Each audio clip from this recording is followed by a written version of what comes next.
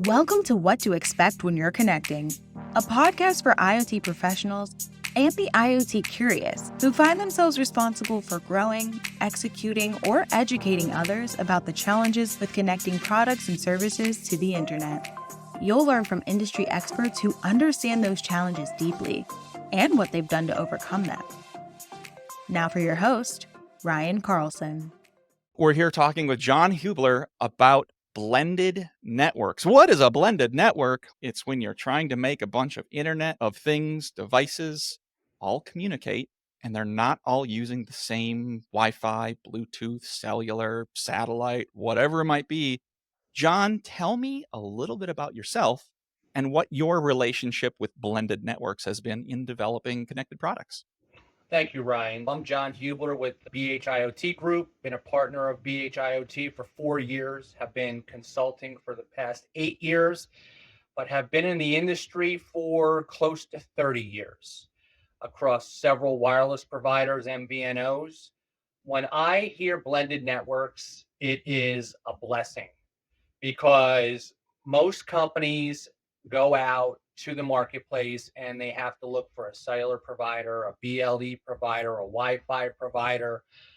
We've built LoRaWAN networks for companies. So a blended network for me, by working with a company like Soracom, allows our company and our clients to have a single pane of glass while being able to deploy multiple devices across multiple protocols. And that is a blessing in IoT. I would suspect that given some of the background I've done on some of the industrial commercial applications where there's corporate VPNs and there's security elements to some of these deployments, that when you are limited to using a private APN with an MNO, like you go in, you're basically renting a giant Cisco rack that all your traffic goes through. It doesn't touch any of the other traffic. You're now locked into that MNO. You're going to be having to just use them as your sole carrier. And now you have some lack of flexibility maybe in dealing with different types of deployment areas. Talk to me about some of the constraints that you've come across in deployments that don't have that blended option or a multi-carrier even.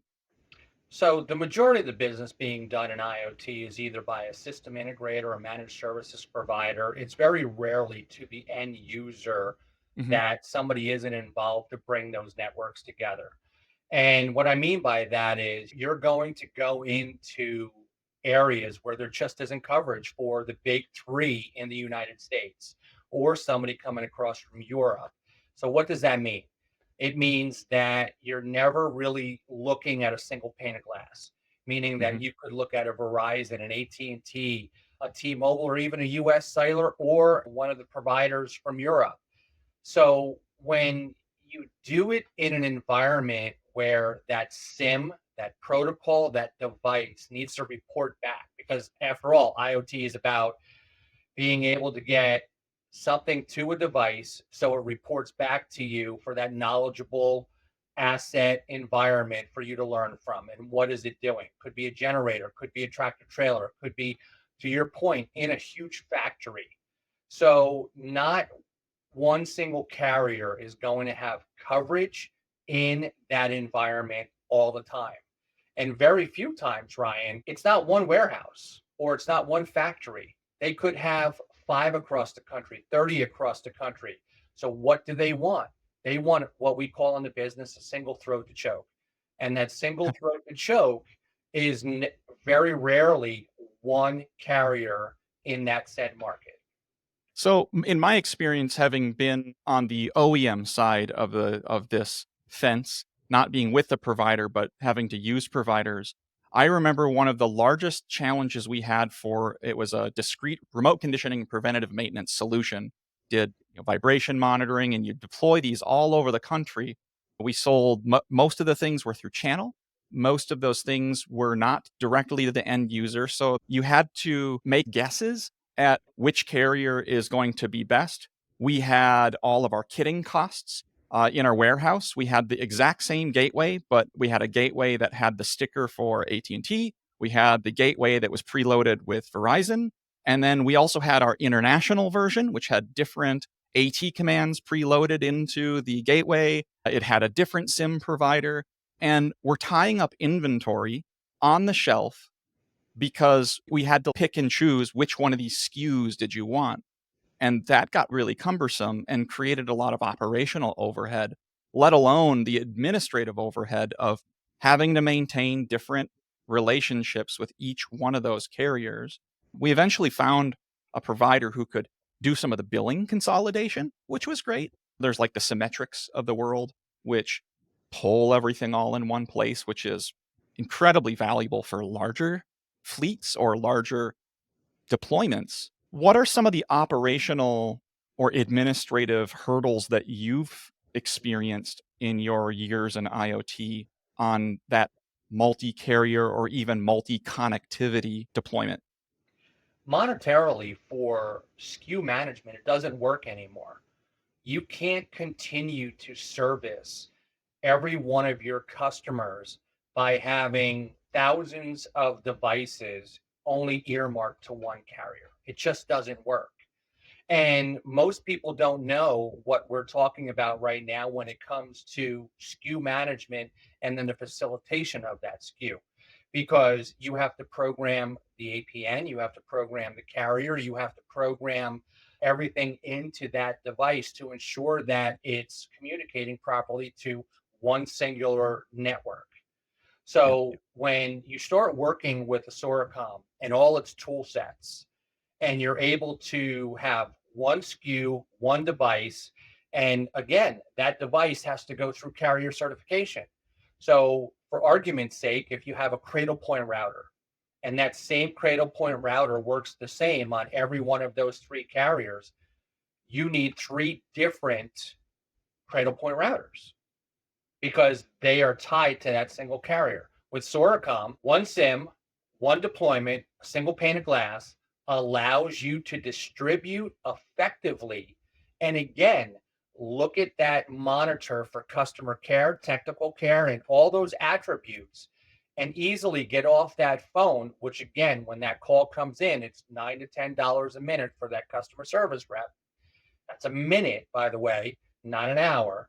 And you have to troubleshoot. And if you can do it with a single pane of glass, which I love saying, then you that's 90% of the battle. I completely agree on that one. And what I find fascinating, we'll go up to about 5,000 feet here, is that it's not just Soracom that's unique, but it is a category of mobile virtual network operator, right? If you've got the mobile network operators, the big brands that we all see with billboards and commercial phones and iPhones and Androids, they're also in the commercial market, but it's not their sweet spot. They just sell access to infrastructure and an open port to the public internet, and you're on the hook for all your IPsec, you're on the hook for all of your encryption, you're on the hook for managing all your endpoints and communication back to your devices.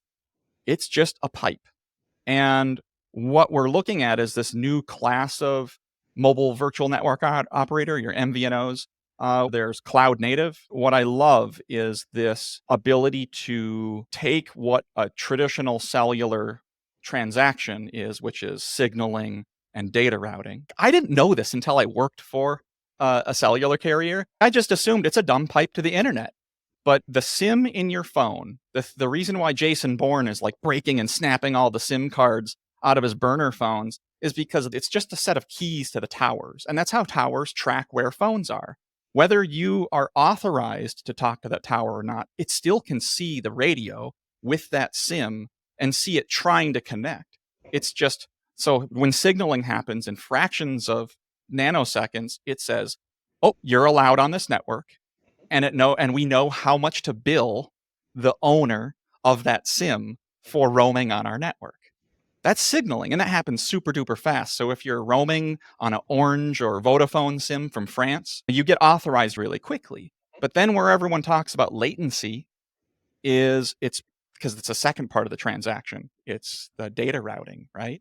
And so now your SIM and the device is allowed to move data on this network. The traditional mobile network operators give you that open pipe to the internet, and it's going to send your information all the way to France.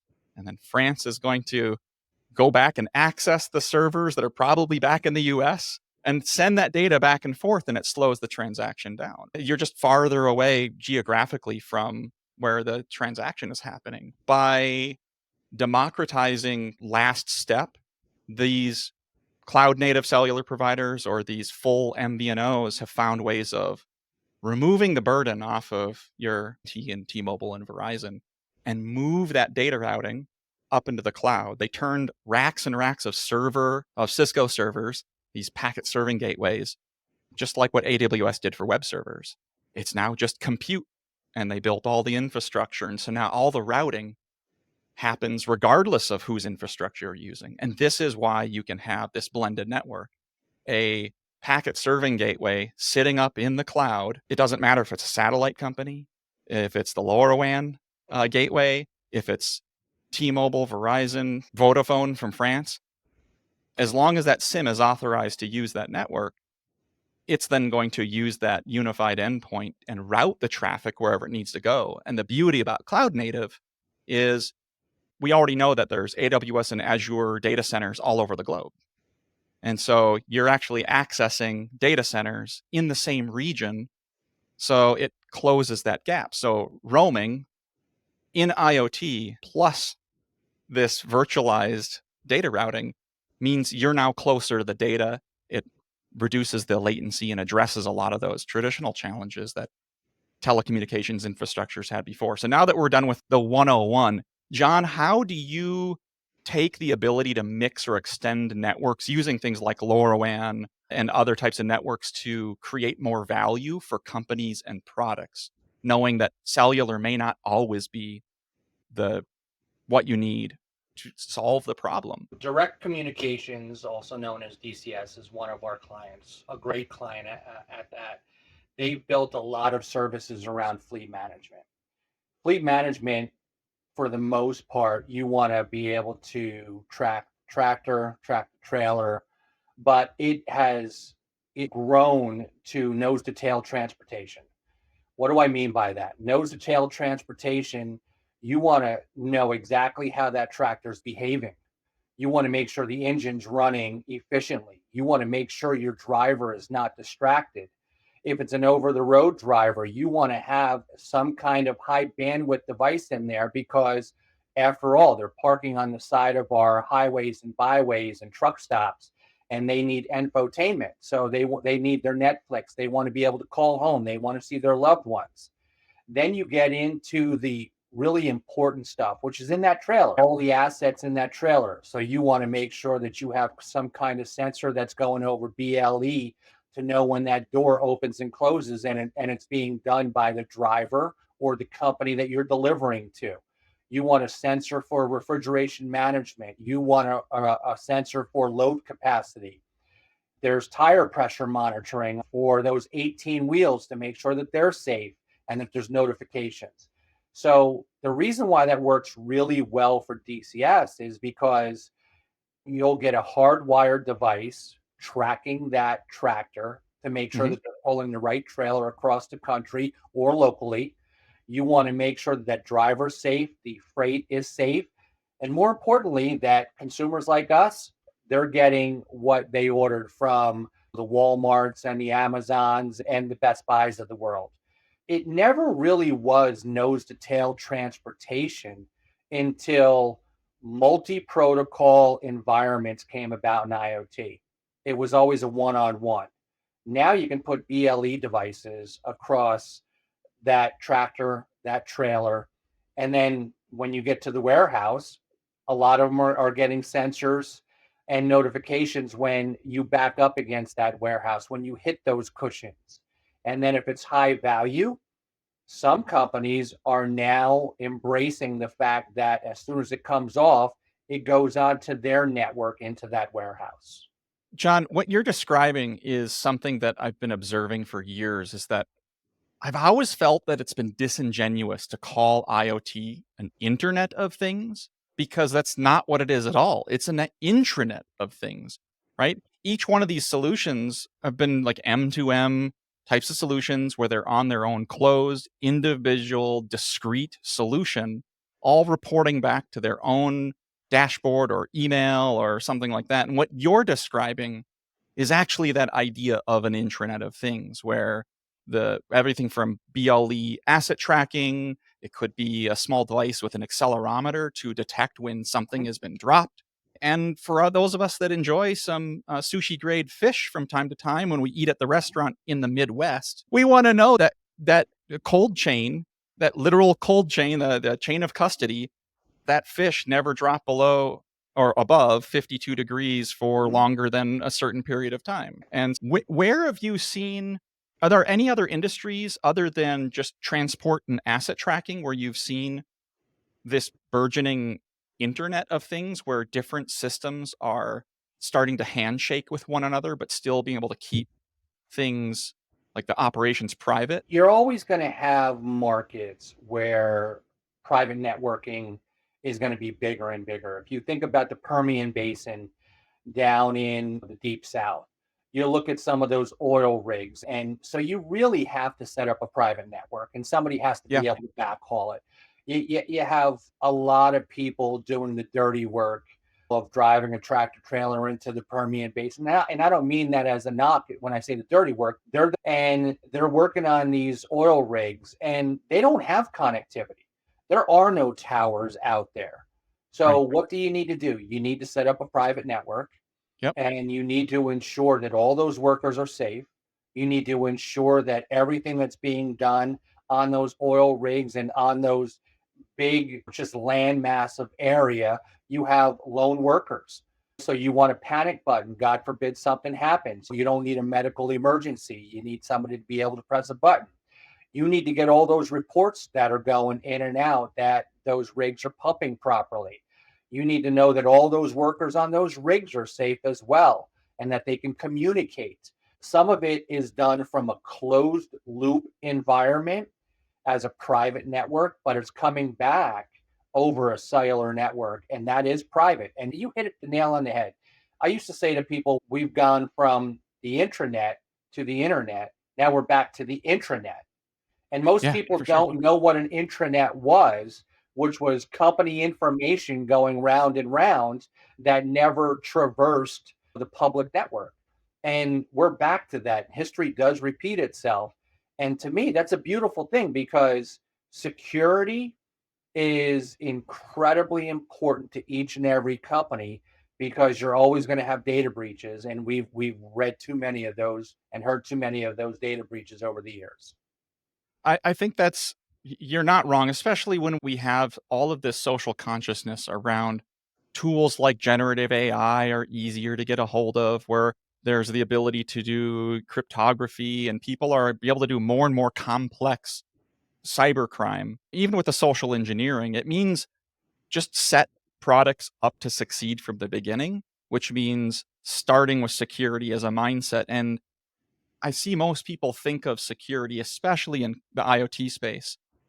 I've been in boardrooms and where you're like, okay, let's talk about security. And someone's always, oh, that's going to be really expensive. Like they hear that and they immediately start thinking dollar signs.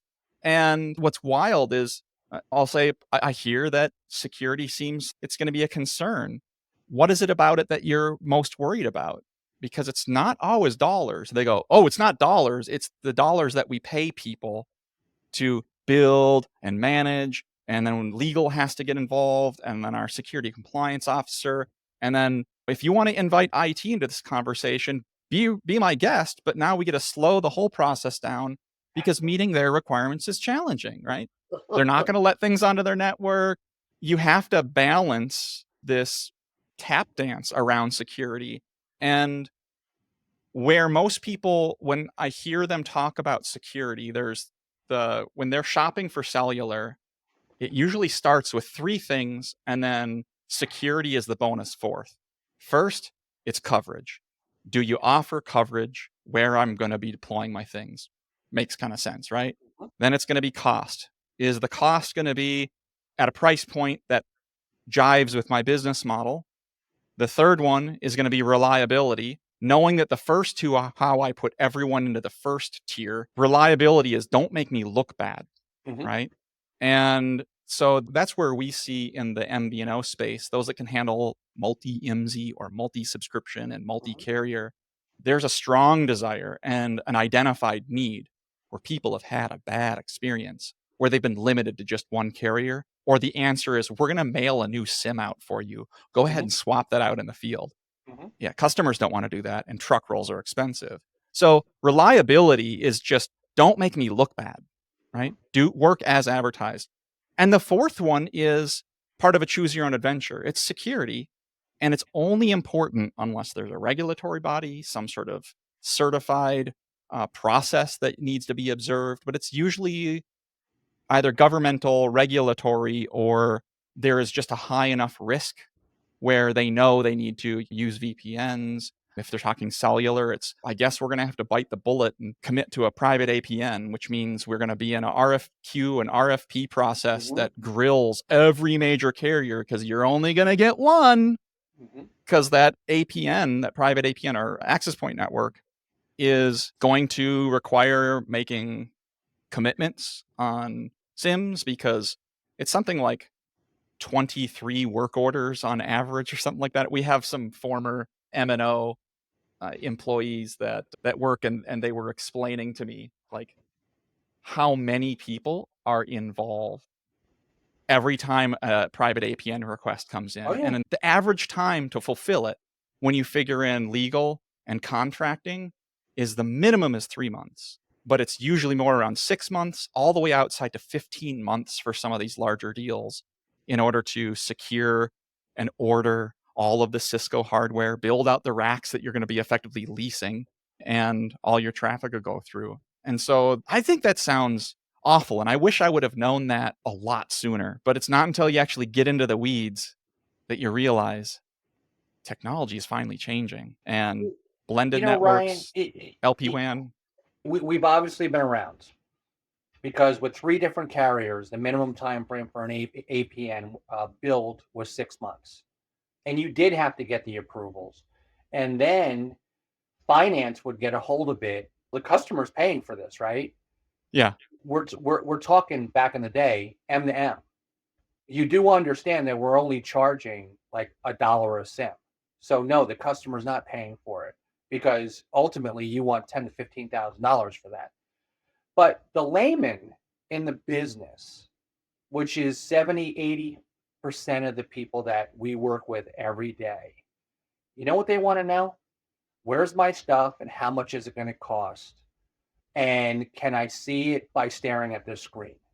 And I don't mean to Yep. just clearly simplify this, but most of them want to know where's my stuff and how much is it going to cost. And when you start talking about single carrier relationships anymore, it doesn't work. Nobody has ubiquitous coverage and no one ever had ubiquitous coverage. But if you can do that on a single SIM and get 100 plus providers, so you always do have coverage, you're in a better place because Yep. people don't want to know what store and forward is. And when they get back into the network because they went through a tunnel or over a mountain, you're going to see the dots on the map.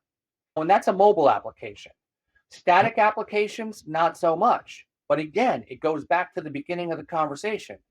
Static applications are not a single SIM or a single provider, I should say. Because Yeah. if you're deploying tens of thousands of generators across the country, you're going to find pockets where a single carrier doesn't work. So, what makes sense? Multi-carrier device. And the value proposition on 90% of IoT devices, some of them do just log and store and forward, Mhm. right? But the vast majority of them, the whole point is, the reason why we're adding cellular, the reason why we're connecting this device, is the cost of downtime is far greater than the cost to maintain this. When you ask, what is the cost of doing nothing, or what is the cost of an outage, Yeah. that can be very high, especially like in the QSR, the quick serve restaurant industry, right? There's a lot of cellular backhaul on those. So when they're point of sale at a Taco Bell or McDonald's, or even your food truck, or maybe not a food truck, but your food court, if that connection goes down, you can't take credit cards. The days of batching credit cards have been over for years. We don't Uh, have those Click-it machines No, anymore? no, the imprint machines? No, those are gone. So the need for having a live connectivity in so many of these situations, whether it's asset tracking or point of sale or a medical device, knowing that connectivity is possible and having failover scenarios is absolutely critical. What I'm fascinated by is the future of the blended networks, though, where it's beyond just multi-carrier, but where we can now start looking at deploying solutions that talk to one another and Mhm, have a common way of handshaking, but without putting their entire networks at mhm, risk. And to your point, it's the ability to add discrete sensing solutions, to add discrete data points to create insight into any given scenario. And like what you were saying, like the tractor trailer on a truck, whatever is in the back of that vehicle is going to require different types of sensors based off mhm, what you're hauling. And so there's a interoperability play that the medical world has been dealing with since the 80s, right? With the whole health data interoperability, all the different fragmented EHR systems. And it required government regulation to step in and say, thou shalt be interoperable. The reality is only 10% of the standards are being followed because they're more of a guideline than a rule, but you just meet the bare minimum. There's nothing like that exists in IoT. It's either you're end to end encrypted or you're not. Like that's the bright line test that I see mhm. from a regulatory standpoint. But at what point do these devices become so critical, so operation no fail, that we start seeing certain industries, let's use transportation for an example, if it's driver safety and compliance and all these things, in which you have to have backup. Like you need, because all of the systems, these interrelated systems, have now become reliant on it. Right? It's a crutch at some point where it's not a crutch. There's obviously the savings or the value is high enough. And that's my speculation. The futurist in me is like, when's that going to happen? Yeah, but you can ask that question, which I definitely understand, but where were we before wireless? Your If pigeons? something got cut, everybody was out. So now, if the fiber gets cut to the house or to the building, you have wireless. If a storm comes in, the wireless might go down, but you got fiber. So we have choice. And isn't that what we want? We want choice. You want to be able to look at a menu and then be able to pick what you want, back to your sushi in the Midwest. And you want to be able to pick, you want a dynamite roll or you want whatever it is that you want. Caterpillar. And, I would love a Caterpillar roll right now. and we can now do that seamlessly. The cable providers are offering wireless. The wireless Yeah. providers are offering cable. This Mhm. you have your MVNOs now going across multi protocols, or as we're talking about today, blended networks. We Mhm. wouldn't be able to do this 5, 10 years ago. Everybody who went into a carrier, the first thing, including myself, I would ask, is it approved on cellular? Is it approved on cellular? We can create environments in restaurants where you have a gateway that is cellular, Wi-Fi, LoRaWAN, and Bluetooth. You can count all the people going in and out of that restaurant, and you could put a sensor in the refrigerator so all the stuff in there doesn't go bad because somebody left the door open or the generator went off. You can create sensors and put them into the traps so they don't overflow, and you know that you have to clean them behind the bar. You can go on and on. And what can you do?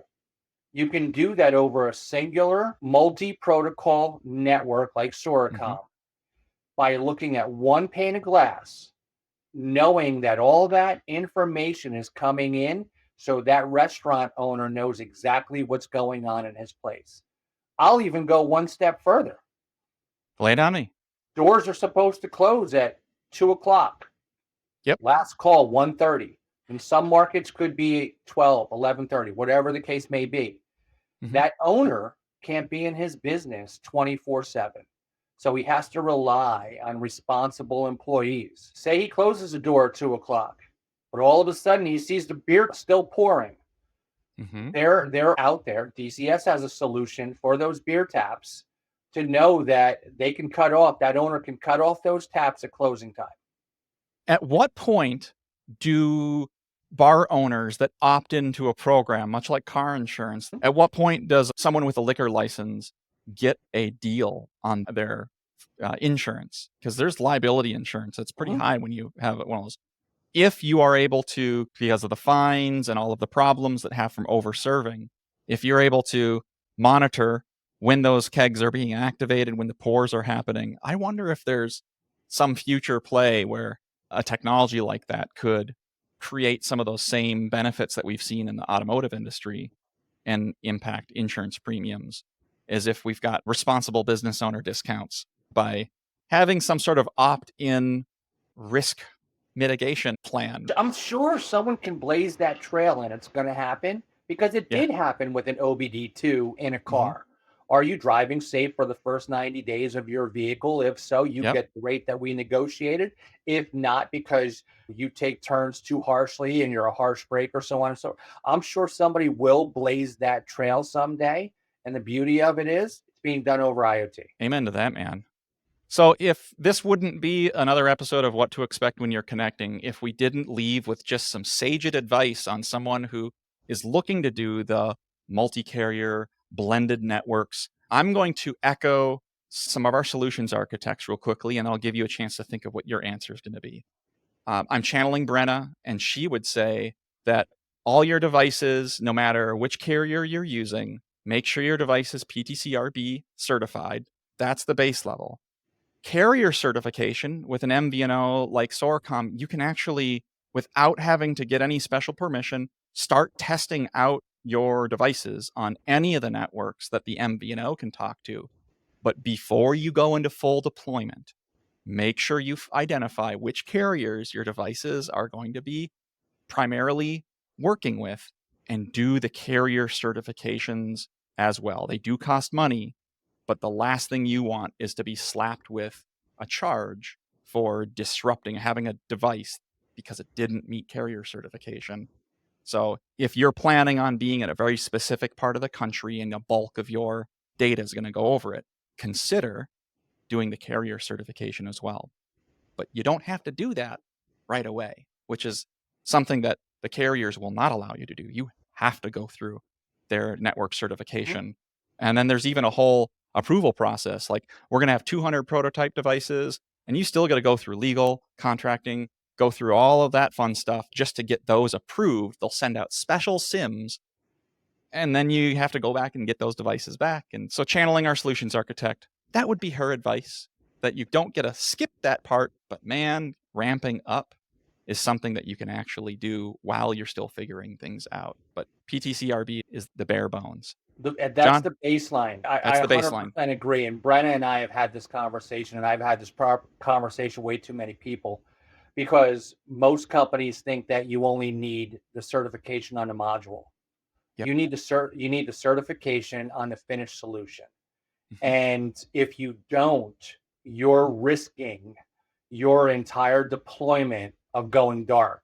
As much as I agree, I'm going to disagree with what you said that there could be a fine. Every one of your devices could get shut off.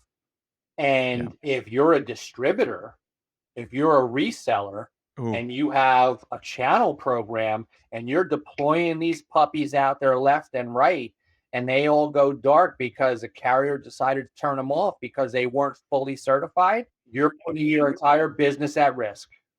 Yeah, you don't want to get blacklisted. No. And neither does any MVNO. They're just as much on the hook if there's problems. So it's not there's an issue, you're blacklisted. Like MVNOs, and I know that like our support team watches all of these things. If there's been devices that have gone out, there's been big deployments. They've identified that there are some issues with a particular carrier, and it's usually something in the modem or the firmware, or there could be some sort of update that needs to be made. But there's warnings like, hey, this is happening. Here's the region. Fix it. And that's where it's nice to know that if you're going through this process, you've got a team that can provide you with some of the troubleshooting advice, because you will be dropped as a customer before an MVNO allows themselves to get blacklisted. But this is something that you can walk your way into, right? Anything else that you feel is worth reflecting on when people are planning on connecting blended networks? I would probably tend to say that we now live in a world where, as much as the world thinks that wireless was built on a dumb pipe, it takes billions of dollars to build that pipe to ensure that your transmission's going through, whether it's for voice, data, or texting. And don't just look at price. Look at the company you're going to business with.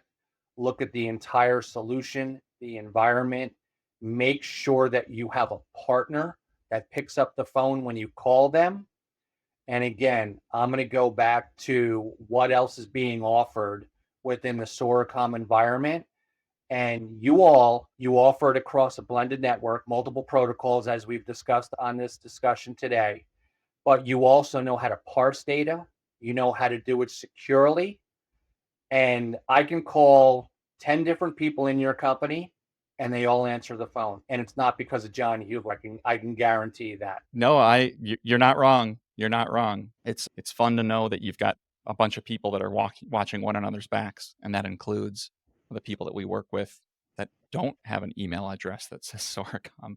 John, thank you for having this little conversation. I think there's actually some really valuable takeaways that people can have about what to expect when expecting blended connectivity in their scenarios. If someone wanted to learn more about you and the work that you do, where could they find that? You can email me at jhubler@bhiotgroup.com, or you can call Ryan and he'll forward you over. Yeah. Call Ryan. Yeah, you can find me on LinkedIn, and then I'll happily tag John and get you guys introduced. That's a deal. Awesome. Thank you so much for your time, John. I appreciate it. Thank you, Ryan. Greatly appreciate it. This has been another episode of What to Expect When You're Connecting. Until next time. John, what is Soracom to you? Simplicity. Give me 2 more sentences on that. It's being I've said this for my entire career: single throat to choke. I've referred people over to Brian. I love talking to Diane. I love talking to you. Brenna is second to none when it comes to somebody needed for a technical discussion. I'm just in awe when I get on a call with anybody in your team because, again, simplicity. I'm not blowing smoke up your keister. It just comes down to being able to go to one person, ask a question, learn from you, and more importantly, take care of the customers that we're bringing onto your network. And I don't ever get a call back saying those guys were complete knuckleheads. I appreciate that.